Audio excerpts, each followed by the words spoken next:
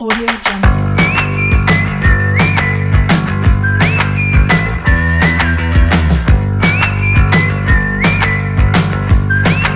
Audio Jungle. Audio Jungle.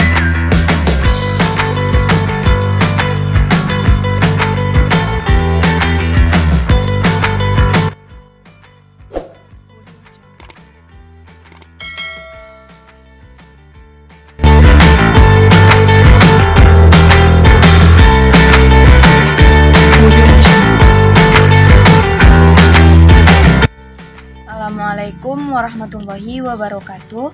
Perkenalkan, nama saya Mawaddah, NIM 1914040055 dari Tadres Matematika kelas B. Baiklah, di sini saya akan menjelaskan materi dari kelompok kami, yaitu tentang kemampuan matematis. Yang poin A.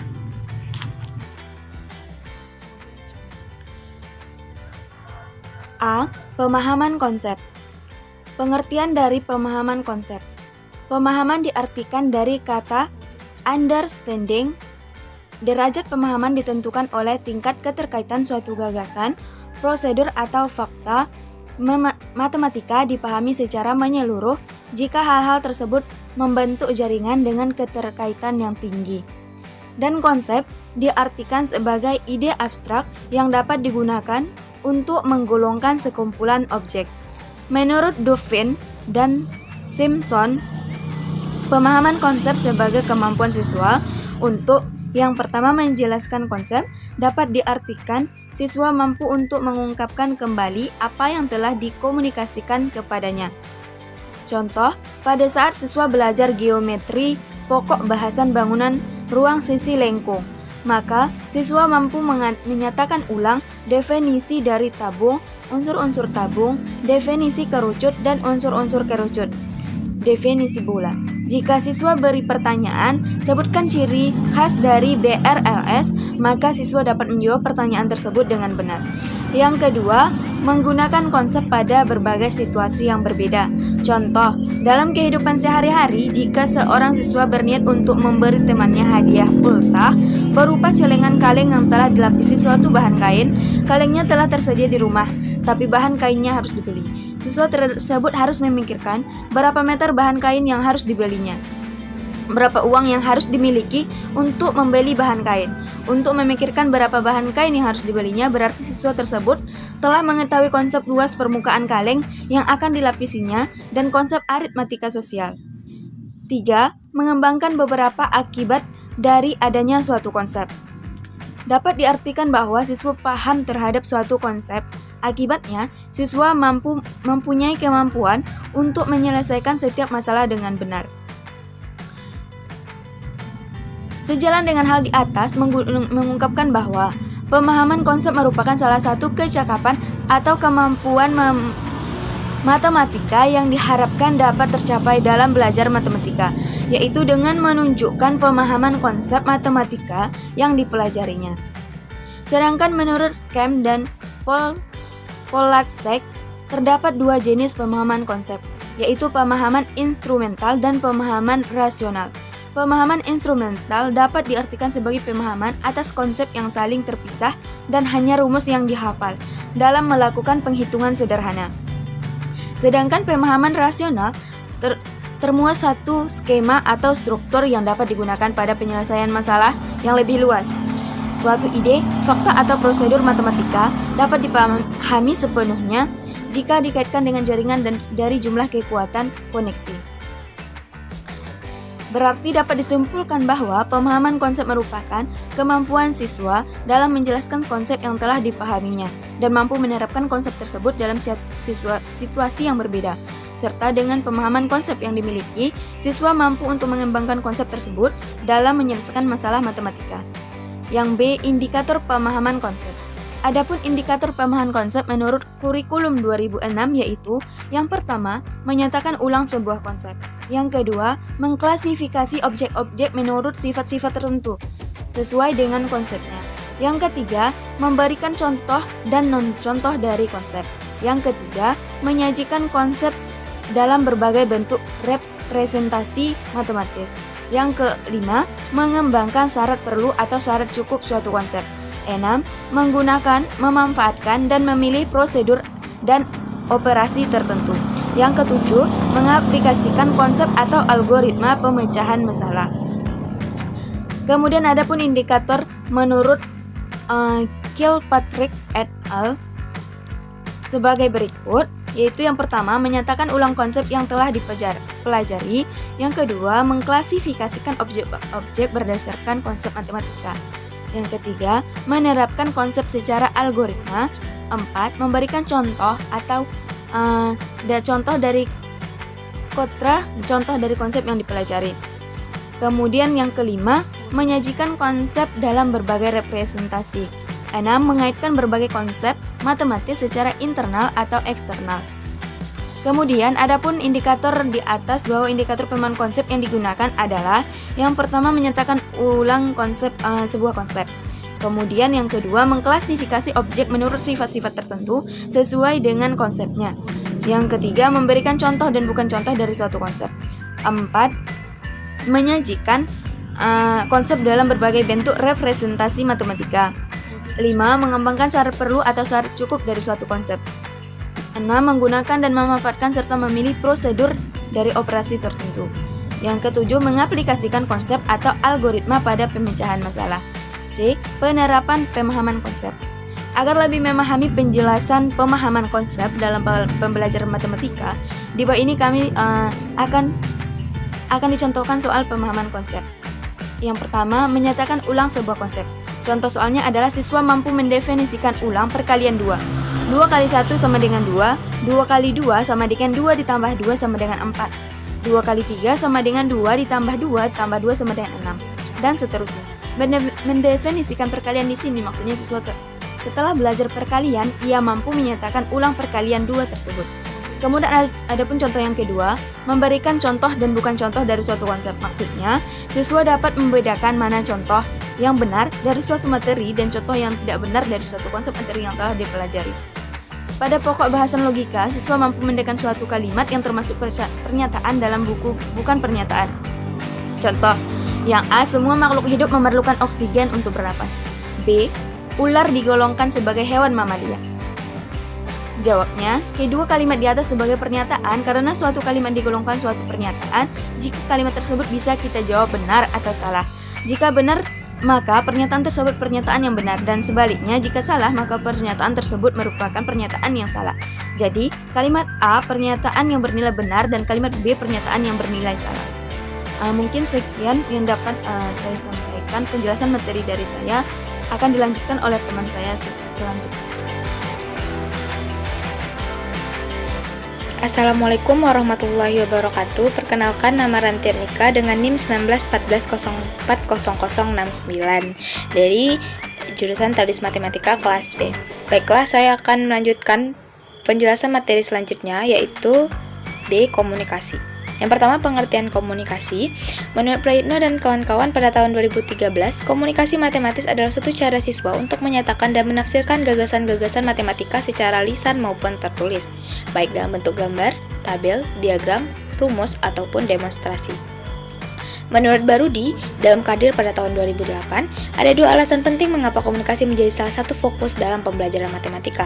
Yang pertama, matematika pada dasarnya adalah sebuah bahasa bagi matematika itu sendiri.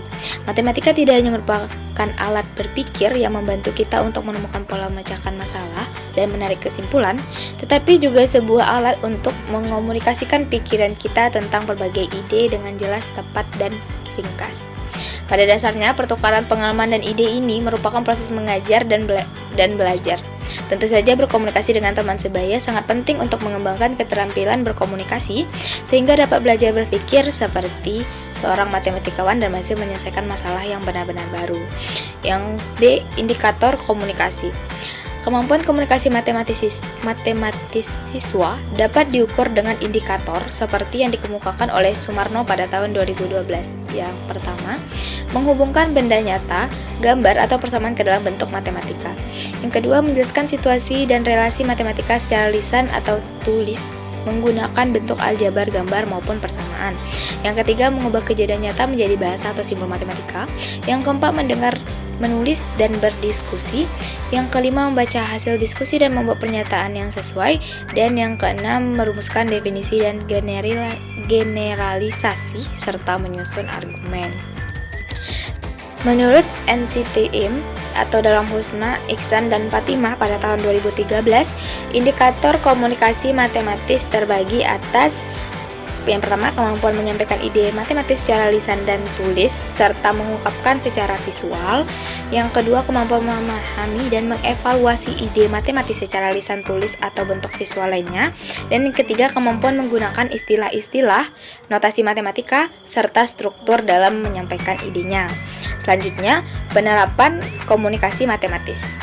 Dengan contohnya, yaitu seorang ibu akan membagikan kue bolu kepada dua orang anaknya, yaitu Tuti dan Adi. Tuti mendapatkan seperempat bagian, dan Adi mendapatkan setengah bagian dari kue bolu tersebut.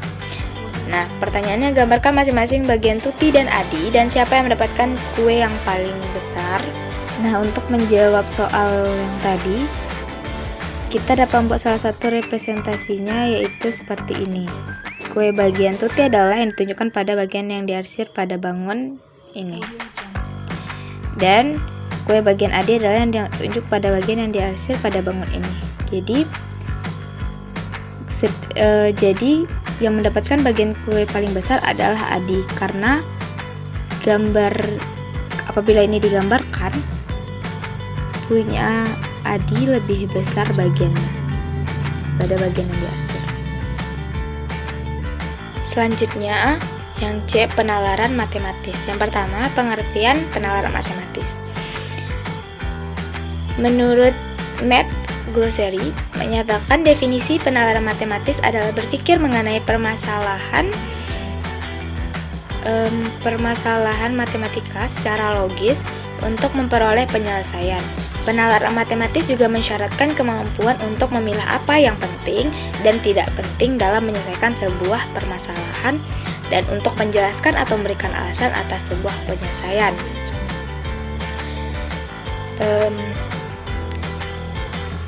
Dari definisi yang tercantum pada Map Glossary tersebut, dapat diketahui bahwa terdapat dua hal yang harus dimiliki siswa dalam melakukan penalaran matematis.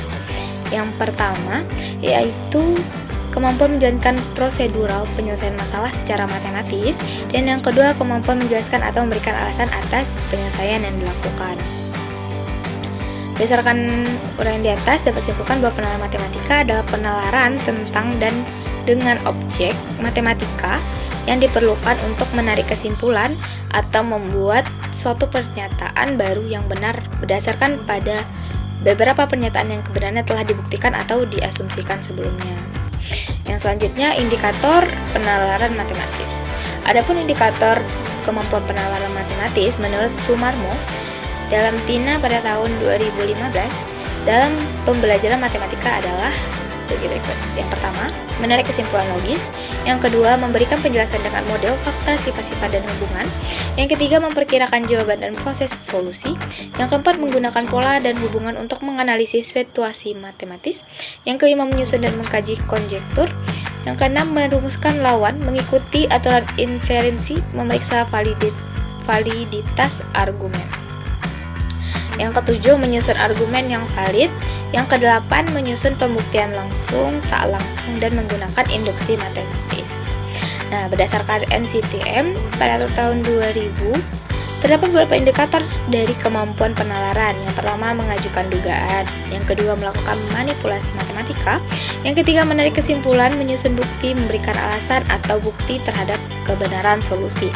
Yang keempat, menarik kesimpulan dari pernyataan.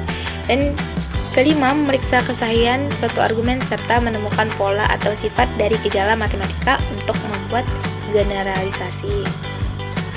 Selanjutnya, penerapan kemampuan penalaran matematika, yaitu dengan contoh soal, tentukan turunan fungsi dari f(x), x pangkat 2 ditambah 5x dikurang 6. Ini soal yang tadi. Nah, ada dua cara penyelesaian siswa, yaitu dengan menggunakan konsep limit yang dihafalkan atau menggunakan rumus turunan. Nah, jika siswa menggunakan konsep limit, ia mengingat rumus turunan fungsi, yaitu fx sama dengan limit h menuju 0, f fx tambah h dikurang fx per h. Audio Jungle. Jika siswa menggunakan rumus turunan fungsi pangkat untuk n bilangan real, ia mengingat jika fx sama dengan ax pangkat n dengan a-nya sebagai konstanta real tidak nol dan n-nya adalah bilangan real, maka turunan fungsi fx adalah f aksen x sama dengan a n x pangkat n dikurang 1. Nah, hasil dari kedua cara penyelesaian di atas adalah f aksen x sama dengan 2x tambah 5. Sekian penjelasan materi dari saya, kurang dan lebih mohon maaf. Selanjutnya, penjelasan materi akan dilanjutkan oleh rekan saya.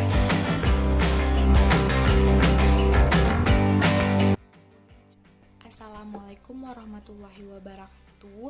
Nama saya Dinda Rahmatania, NIM 191404049 dari Tadris Matematika 19B. Di sini saya akan melanjutkan dari pemakalah sebelumnya, yaitu D, pemecahan masalah. Masalah adalah ketidaksesuaian antara harapan dan kenyataan. Masalah juga didefinisikan sebagai ketidaksesuaian antara tujuan dengan kesulitan untuk menentukan jawaban yang tepat dan cepat. Tidak semua pertanyaan merupakan masalah, hanya pertanyaan yang memunculkan konflik dalam pikiran siswa yang merupakan masalah.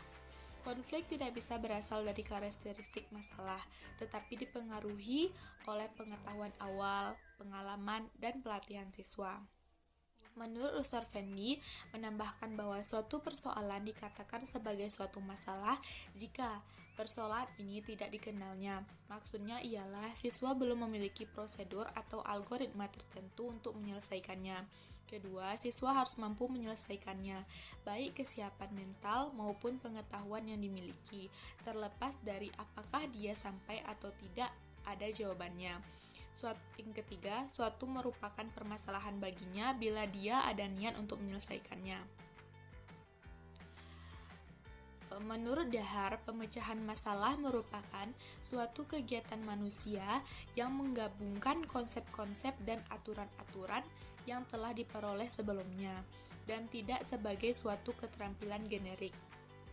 Suwarno berpendapat bahwa pemecahan masalah adalah suatu proses untuk mengatasi kesulitan yang ditemui untuk mencapai suatu tujuan yang diinginkan.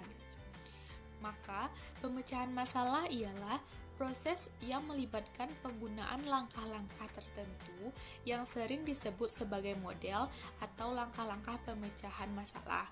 Pemecahan masalah adalah usaha mencari solusi dari suatu situasi yang dihadapi sehingga mencapai tujuan yang diinginkan.